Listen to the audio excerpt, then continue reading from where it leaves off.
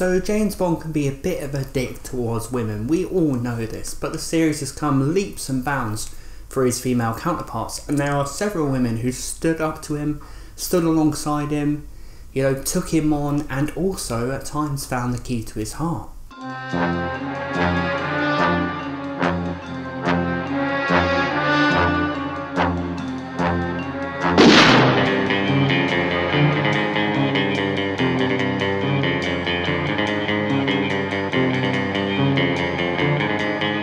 Hey everyone, it's Jim, welcome back, and on Mondays on this channel I talk about all things James Bond, and in this one I'm going to be talking about the Bond girls.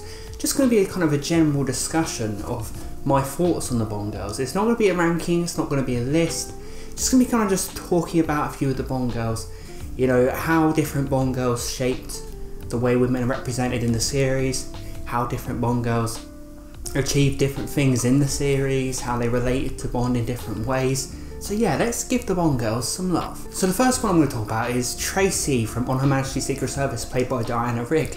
Now, you know, you can't really start without talking about Tracy. You know, she's the only woman to ever lock down Bond, to get him with the ring, you know. Bond marries her, and On Her Majesty's Secret Service, unfortunately, she meets her tragic end, and it's very much she was the woman, at least in the original series, that created this kind of idea that Bond is a tragic figure, and if he ever falls fully in love, it will fail. And they also brought that in the Daniel Craig films with Vesper, obviously, which we'll talk about. The kind of idea that all the women that he gets, anyone who loves him ends up dead, so he kind of keeps love at harm's way. It's not necessarily that he is this bad guy who hates women, who's misogynist. He is a bit, of course.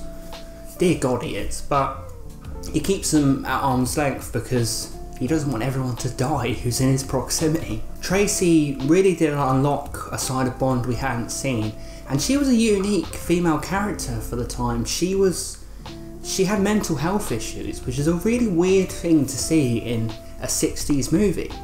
You know, back then we didn't we didn't have films about mental health, you know, and she's very much a mental health sufferer in that film. Literally, the start of the film, James Bond saves her from committing suicide by walking into the sea.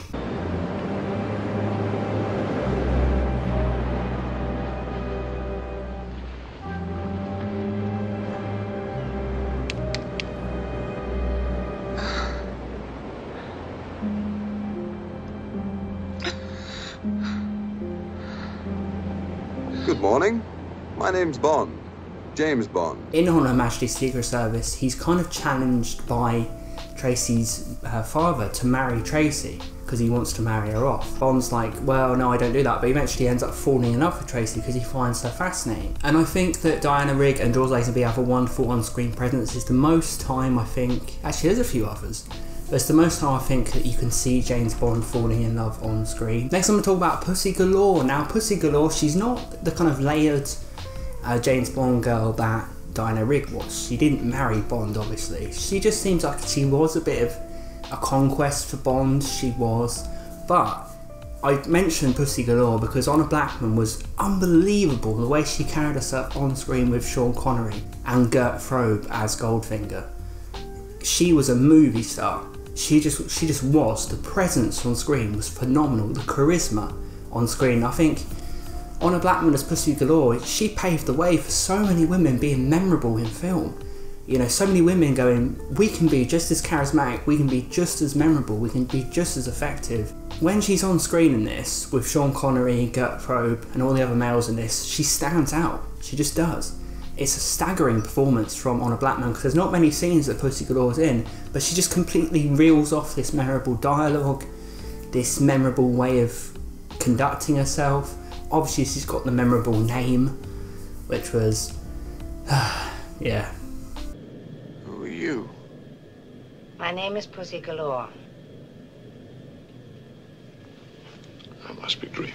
Next one I'm going to talk about is Pam from The Living Daylights, played by Carey Lowell, who was a real step forward for the Bond girls. You know, in the late 80s, James Bond was heading into the 90s. Bond was starting to become outdated with his kind of trophy attitude to women. Literally, the first time we see her, she's armed with a shotgun and she's helping Bond clear out this bar full of, you know, bad guys. She doesn't need to be saved, she's tough.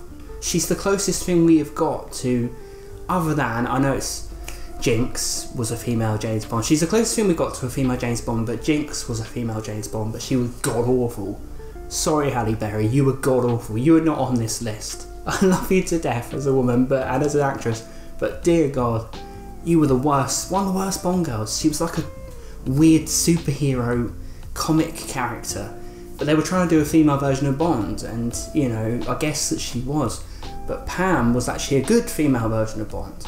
So yeah, I'm not against a female James Bond movie in terms of a spin-off. I just don't get why you have to take the character and make it that. Just literally do a spin-off. Do a spin-off about Pam and characters like her. I'd love to see that. I think we have to mention Honey Rider, played by Ursula Andress, who was the first Bond girl. And obviously we remember that iconic scene where she walks out of the ocean in the iconic bikini, and Sean Connery can't believe his eyes, and he's like, yes, I'm so glad I came on this dangerous, life-threatening mission. But she's actually got some layers to her, Honey Rider. You know, when you watch Dr. No, she has some conversations with Bond where she reveals kind of a tragic backstory of how she's been treated by men. And almost like Sean Connery shows, I mean, we look back at Bond as being this complete and utter, people label it as such a bad series for women, but it really isn't. It's just the fact that he's kind of an action hero. You know, he goes around the world, he always has to end his relationships. It doesn't mean he's genuinely bad guy inside. He's on the right side of the world. You know, he's fighting for the good fight, isn't he? You know, and he actually has some scenes where he's sitting there having a conversation with Honey Rider about how she's been treated by men. He's shocked what she's done to men, because she's fought back against men. I mean, it's kind of an early indication of women kind of being liberated. And obviously seeing Honey Rider stride out confidently out of the sea was an early sexual liberation for women, you know, embracing women's sexuality. So she had more going for her than you think, Honey Rider. She's not really looked at as... She's looked at as an iconic Bond girl because she's the first, but she's not really looked at as a Bond girl with layers. She doesn't have great layers, but she has a few moments which are admirable for a very early 60s Bond film. I want to mention Solitaire, played by Jane Seymour. Jane Seymour has done so much work, you know, and she is, in my opinion, one of the most beautiful women I've ever seen. I think she's possibly the most beautiful, genuinely beautiful James Bond girls. And I love her character, she's so unique. She's a card reader, she's a fortune teller, and she works on behalf of the villain to kind of determine how his life's going to go, whether he's going to make the right deal or whether he's going to have people coming for him. She tells him all that, and I think that's really interesting and really unique, and I think that was a really standout, it gave her such a different sense than other Bond girls. It was a different kind of, the whole movie Live and Let Die, which she's from, was very voodoo-esque and strange and different. So I guess that's what we got from Solitaire. She was a strange and different Bond girl. She wasn't the strongest, I must say, because Roger Moore swaggered in and conned her. Literally went on screen in Live and Let Die, where he basically lies to her blatantly so he can sleep with her, so he can get information. Love you, Roger.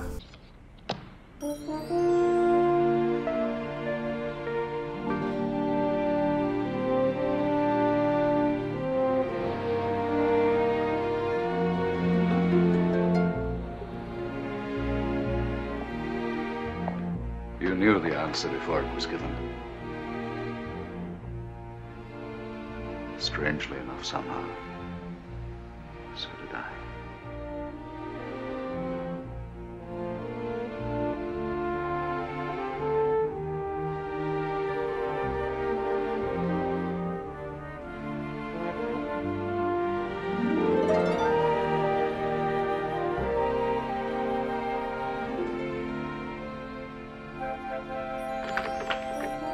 Like how she was such a gentle Bond girl, she was very feminine, you know, she was very beautiful, she was very sweet, you know, she's very angelic. That's why I couldn't believe what Bond did to her. But I include her on the list. You know, it doesn't have to necessarily be strong, but she was just unique. You know, she was a different take, she was a different style of Bond girl. And I think Jane Seymour is an iconic actress, so I think it's an iconic performance. Natalia, played by Isabella Scoropico, hopefully I'm pronouncing that right, she's from Goldeneye, and you know what? She's one who really gets underneath the skin of James Bond. You know, Pierce Brosnan had just come into the role. It was the 90s now. We had to update Bond even more than we already had in terms of the female department. We had a new female M, and M would say to Bond's face, "I think you're a dinosaur." I love that whole scene where M goes back and forth with Bond and she tells him, "I think you're out of date, I think you're this." Judi Dench, you know, she can stand tall amongst badasses because it's Judi Dench, you know. You can cut the tension with a knife in that scene where Bond first meets M. And I think that kind of makes this Bond reflect. He kind of realises, you know what, I'm going to be alone for life, you know, if I don't start trying at least to build a connection with the opposite sex more. And then he meets Natalia, and she confronts him on this.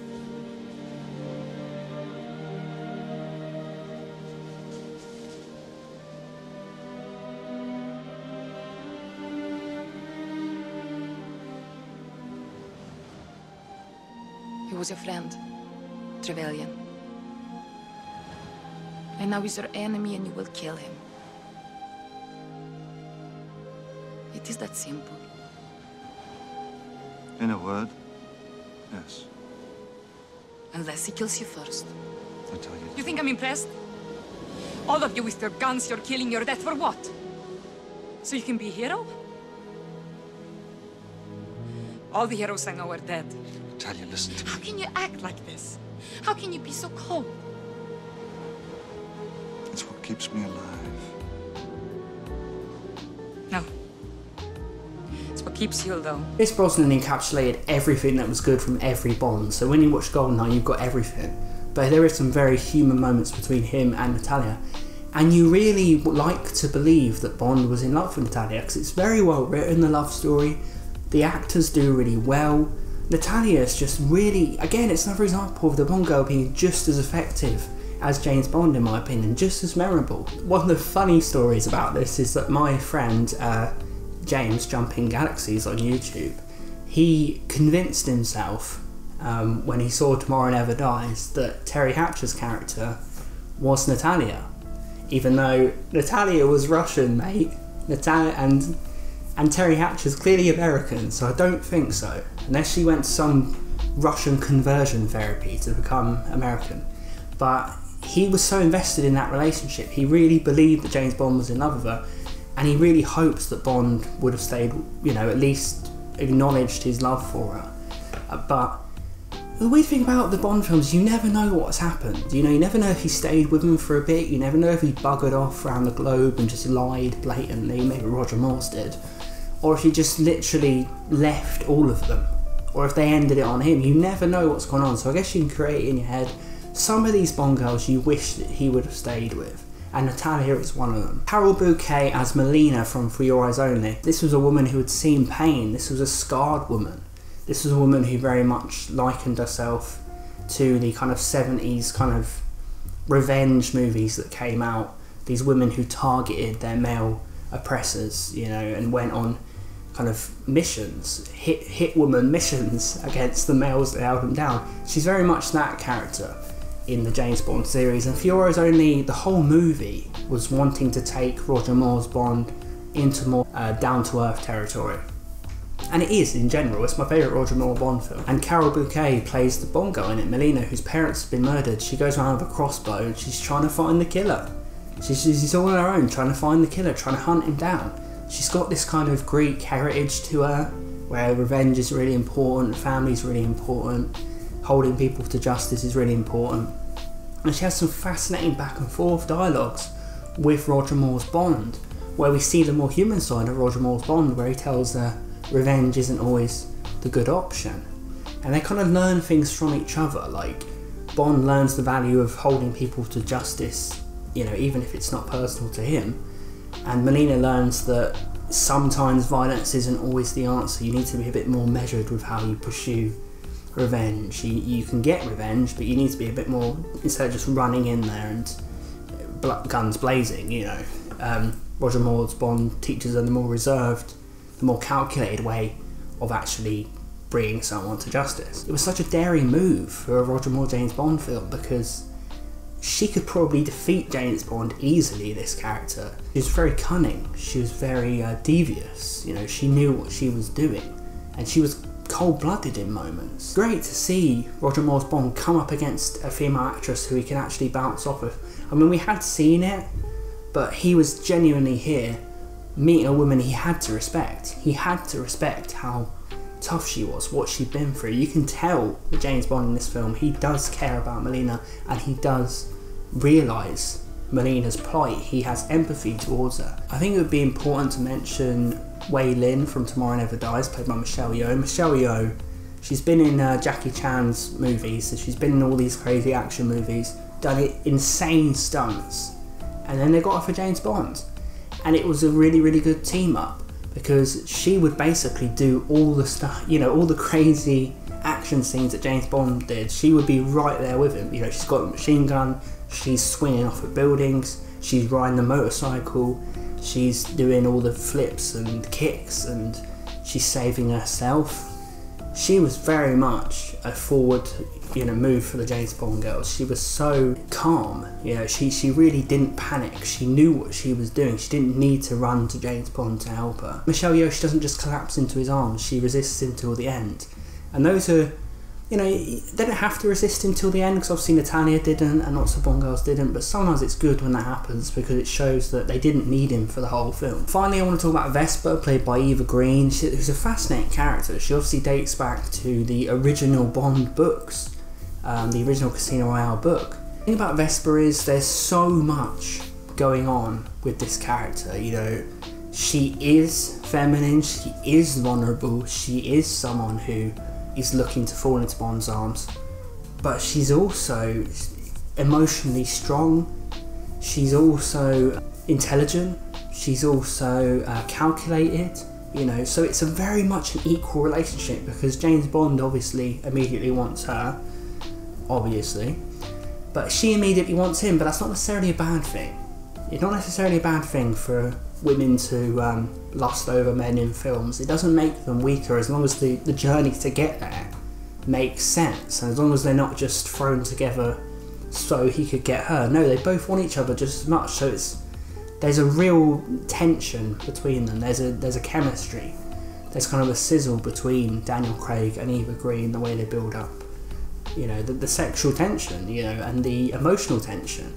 And this is very much love for James Bond. Like, he literally falls head over heels for Vesper, and the way that he falls in love with her is just different to what we'd ever seen. You know, it was a love based on human interaction, it was a love based on seeing the person in front of you, it was a love based on not always looking, you know, they wanted to do it obviously, but it wasn't just how can I get her into bed. It was, you know, this woman's a challenge, this woman's interesting. This basically what happens when you stop having one night stands, for example, and then you find someone actually interesting. That's what happened to James Bond with Vesper. And I think some of Eva Green's lines are really thought-provoking. I think she delivers them really well. I think she puts James Bond on the spot several times, makes him think. And obviously we have that monumental ending where Vesper supposedly betrays Bond, but ultimately it's because she loved it. And Daniel Craig plays those scenes so well. He's going back to the George Lazenby thing of losing his true love. And I like how they gave that to this Bond in this series, because it was kind of a reboot, the Daniel Craig ones. But they gave him that tragic relationship, which kind of explained his kind of coldness. And Vesper is talked about for the whole next Daniel Craig films. That's one thing I really respect about them. They carry it on. They build their own little universe of continuity. Very rarely was the women mentioned in the series. I mean, Tracy is mentioned again in Fiora's Only. Roger Moore visits her grave. But here, like, Vesper's properly part of the character arc of Daniel Craig's Bond. So that makes her so important. She has really kind of, she's kind of looming over the whole series. She's kind of what the whole series is about, which is great. So what a wonderful Bond girl to actually make her mark all throughout the series. You never forget her, and James Bond never forgets her. This is why we don't need a female James Bond, folks. We don't need that, because the women have got to the point. You know, they've been developed for years. It's been happening.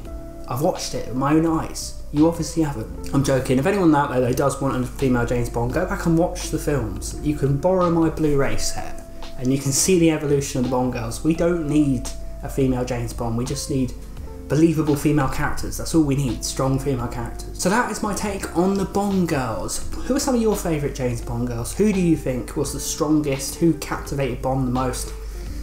It's got to be Goodnight, hasn't it? She's the strongest. I've saved her for last. Oh, I'm joking. Does anyone out there actually like Goodnight? Probably the worst James Bond girl. But there have been so many who have been good, and I think we need to give the Bond girls some love. One of my viewers told me what some of the Bond girls are up to. They do have prolific careers, and it's great to hear that. You know, it's great to look back at these kind of stunning actresses from the 60s and 70s and 80s and see that they actually did make their mark in cinema, not just in this series. So thanks for watching, everyone. Please consider subscribing. I do James Bond videos every Monday, so subscribe if you're a Bond fan. I'm going to be uploading next on Wednesday with the 10 best moments in one of my favourite nostalgia movies, Hook. So subscribe for that if you love Hook and Robin Williams. It's a no-brainer, isn't it? Thanks for watching, everyone. I'll see you guys next time.